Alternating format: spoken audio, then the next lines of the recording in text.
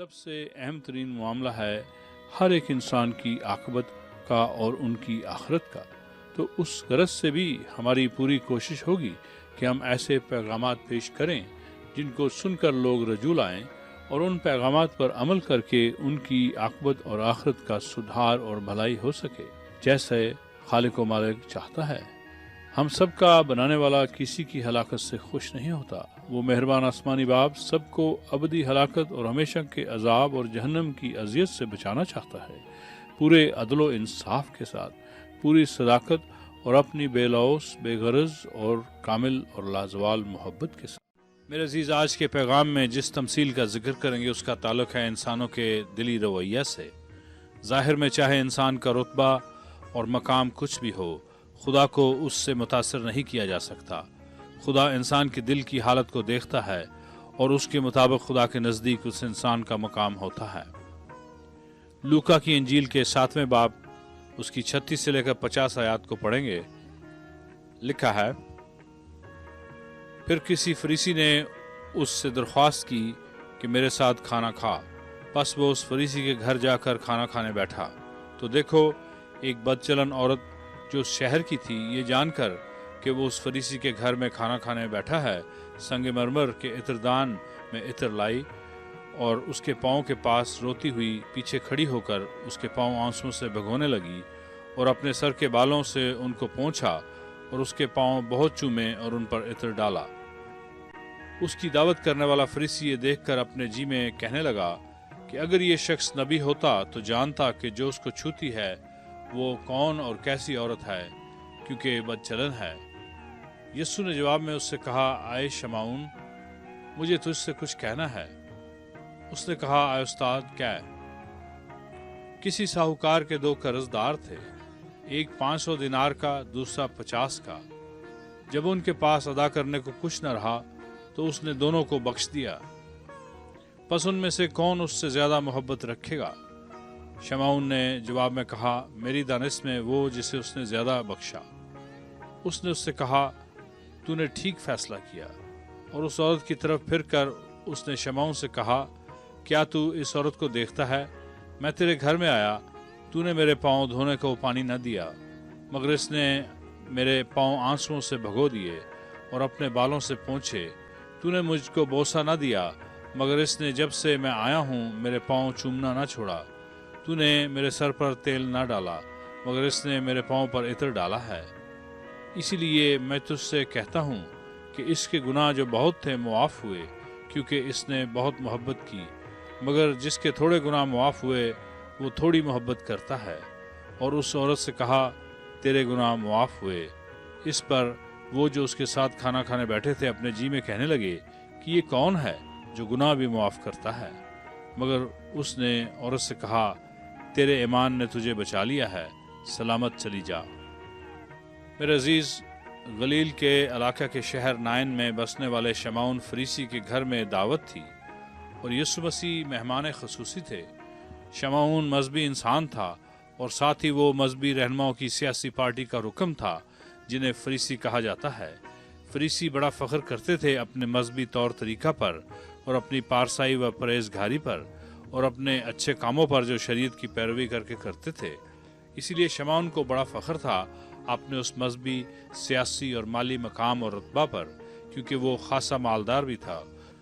اس کی قوم اور اس زمانہ کے دستور کے مطابق جب مہمان میزبان کے گھر پہنچتے تو میزبان انہیں گلے ملتا، ان کا منہ چوم کر استقبال کرتا، ان کے پاؤں دھلواتا اور جب وہ تازہ دم ہو جاتے ہاتھ منہ دھو کر تو پھر ان کے سر کو تیل سے مسا کرتا اور پھر کھانا کھانے بٹھاتا. اس طرح سے میزبان اپنے مہمان کی عزت افزائی کرتا اور اس سے اس کو بھی عزت ملتی اس کے حسن سلوک اور مہمانداری کے لیے، جیسے کہ سلیمان بادشاہ کی مثال ہمیں ملتی ہے بائبل مقدس میں. لیکن ایسا ظاہر ہوتا ہے کہ شمعون نے اپنے لوگوں کے اس دستور کو نظر انداز کیا. اس طرح سے مہمان کے ساتھ پیش آنا اس کی توہین کرنے کے برابر تھا. اکثر مہمان میزبان کی چھوٹی غلطی یا غفلت کو نظر انداز کر دیتے، لیکن یہاں شمعون نے چھوٹی نہیں بلکہ بڑی غفلت دکھائی. پھر بھی یسوع مسیح نے برداشت کیا اور اسے کچھ نہیں جتایا. یسوع مسیح، ان کے چند شاگرد اور دیگر مہمان کھانا کھانے بیٹھے. اچانک وہاں ایک بدچلن عورت آئی جو اسی شہر کی تھی۔ وہ سنگ مرمر کے عطردان میں عطر لائی۔ وہ روتی ہوئی آئی۔ اس کا رونا ندامت کا تھا اپنی بدچلنی کی حالت پر۔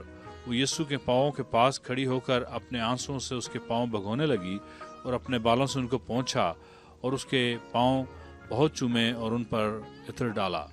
یہ سب کچھ دیکھ کر شمعون فریسی اور بھی حقارت سے بھر گیا یسوع کی بابت، اور اپنے دل میں ہی یہ خیال کرنے لگا کہ اگر یہ واقعی نبی ہوتا تو جانتا کہ جو اسے چھوتی ہے وہ کون ہے اور کیسی عورت ہے، کیونکہ وہ بدچلن تھی۔ ان باتوں سے ظاہر ہوتا ہے کہ شمعون نہ صرف متکبر تھا، وہ بے یقین اور بے اعتقاد بھی تھا۔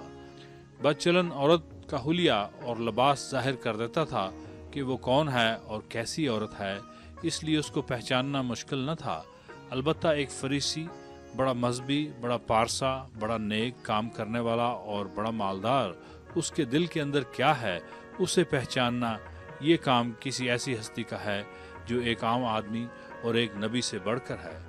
یسوع مسیح نے وہ پہچانا جو اس کے دل میں تھا، اور انہوں نے تب کہا کہ میزبان ہوتے ہوئے تو نے جن فرائض کو نظر انداز کیا اپنے فخر کے باعث، وہ خدمت اس بدچلن عورت نے پوری کی، بڑی عاجزی اور فروتنی کے ساتھ۔ یسوع مسیح نے دو قرض داروں کی مثال دے کر شمعون سے پوچھا کہ ایک قرض دار کا قرض تھوڑا تھا اور دوسرے کا زیادہ، اور ساہوکار نے دونوں کا قرض معاف کر دیا، تو دونوں میں سے کس کے دل میں زیادہ شکر گزاری ہوگی؟ شمعون نے جواب دیا کہ جس کا قرض زیادہ معاف ہوا وہی زیادہ محبت رکھے گا۔ تب یسوع نے شمعون کو یاد دلایا کہ تو جس نے دعوت پر بلایا تو جو سلوک میرے ساتھ کرنا روا تھا نہ کیا، اور تیری جگہ اس بدچلن عورت نے اپنے طریقہ سے حسن سلوک اور مہمانداری دکھائی۔ یسوع مسیح نے شمعون کو یہ احساس دلانا چاہا کہ تیرا فخر ہے تیری اپنی راست بازی پر اور دولت پر اور رتبہ پر، اور اس لیے تجھے تو یہ بھی یقین نہیں آتا کہ میں نبی ہوں۔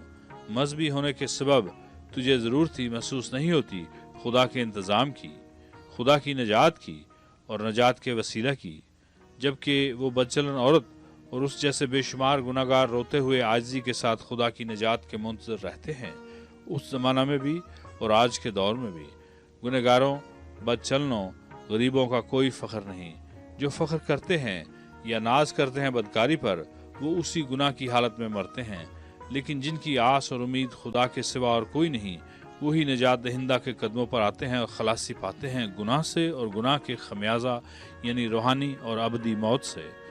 اس بدچلن عورت نے جس کے گناہ بہت زیادہ تھے، ہر حد کو پار کر کے نجات دہندہ کے پاس آ کر گناہوں کی معافی پائی۔ اس کی زندگی ہمیشہ کے لیے بدل گئی۔ فخر کرنے والے شرمندہ ہوئے اور اپنے گناہ میں مرے۔ تمام مہمانوں نے تعجب کیا کہ یہ کون ہے جو گناہ بھی معاف کرتا ہے۔ گناہ معاف کرنے کا اختیار صرف خدا ہی کا ہے۔ وہ مہمان تعجب کرتے تھے، اور شاید آپ بھی تعجب کرتے ہوں۔ یسوع مسیح نے گنہگار اور بدچلن کے گناہ معاف کیے اور اسے کہہ بھی دیا۔ اب کیا ہم اس کا یقین کریں گے یا شمعون فریسی کی طرح بے یقین اور بے اعتقاد رہیں گے؟ جو ایمان لاتے ہیں وہ نجات پاتے ہیں اور ہمیشہ کی زندگی بھی یسوع مسیح کے کہنے کے مطابق۔ آئیے آپ بھی ایمان لائیں پورے دل سے اور منہ سے اقرار کریں اس طرح میرے ساتھ مل کر: آئے سچے زندہ خدا، تیرا کلام سن کر میرے دل میں ایمان پیدا ہوا ہے۔ میرے سب گناہ معاف کر یسوع مسیح کے وسیلہ جو نجات دہندہ ہے تیرا بھیجا ہوا۔ آج مجھے اپنے پاک روح سے بھر اور میری توبہ قبول فرما۔ میری زندگی کو نیا بنا اپنے روح سے اور پوری سچائی سکھا۔ یسوع کے نام میں میری منت ہے، آمین۔ میرے عزیز، جن روحانی باتوں کا ذکر کیا گیا ان کے بارے میں مزید جاننے کے لیے آپ ضرور ہمیں خط لکھیں یا ای میل بھیجیں۔ میرے عزیز، یاد رہے کہ ہمارے بے شمار ساتھی روزانہ دعا کرتے ہیں کئی لوگوں کے لیے۔ آپ بھی اپنی دعا کی درخواست بھیج سکتے ہیں، ہم ضرور آپ کے لیے خاص طور پر دعا کریں گے۔ اور اگر آپ کوئی سوال پوچھنا چاہیں تو وہ بھی خط یا ای میل میں لکھیں، آپ کے سوالات کا جواب بھی دیا جائے گا۔